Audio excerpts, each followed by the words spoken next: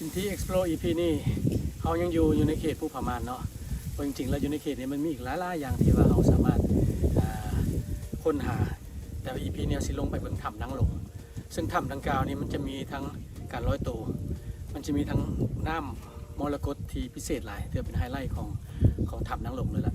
เนาะส่วนใหญ่เราทำตัวนี้เขาจะมีการย่างน้อยหนึ่งแต่นอกเหนือจากนั้นเขาจะมีการลอยไปน้ำโดยที่เขาจะใส่คุมเบก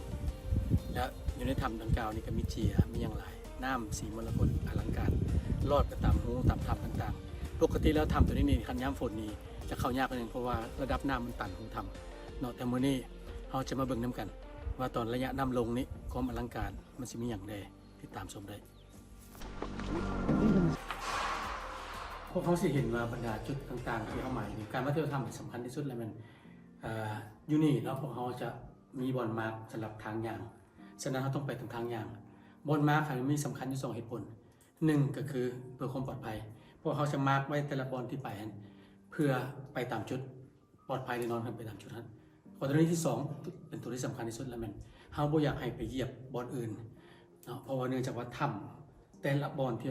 ก่อนที่มันจะฟอร์มตัวขึ้นมาขนาดนี้นะใช้เวลาหลายล้านปี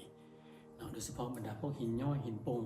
ที่ภาษาอังกฤษเรียกว่า stalactite มันใช้เวลาหลายล้านปีเนาะจริงๆแล้วบรรดาหินย่อยต่างๆนั้นหลายคนอาจจะเคยเห็นอยู่ในถ้ำเขาจะบอกให้เอามือไปต้องเลยซ้ำเพราะจริงๆมันมีชีวิตมันสิค่อยๆย่อยแล้วน้ำจะสะสมแคลเซียมเวลามันผ่านมาเฮ็ดให้แคลเซียมมันต่อกันสะสมกันทีละหน่อยทุกๆ100 ปีมันจะปรุงขึ้นมาประมาณข้อมือหนึ่งเนาะฉะนั้นถ้าท่านเห็นแคลเซียมต่างๆที่มันลงมาเป็น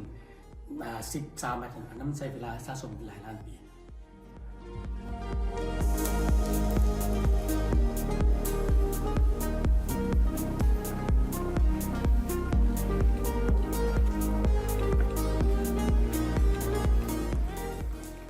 ตอนนี้เขามาฮอดบนบ่อน้ำเนาะบ่อน้ำมรกตตัวนี้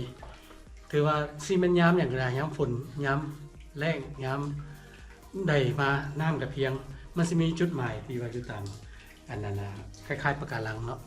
มันเป็นแคลเซียมที่มันก่อตัวขึ้นมาเป็นคล้ายๆเป็นระเบียงเขายางได้เบิ่งมันคือสีหักแต่มันแข็งแรงเลยเนาะน้ำถือว่าระดับนี้ตลอดมันคล้ายๆกับบ่อน้ำศักดิ์สิทธิ์เนาะ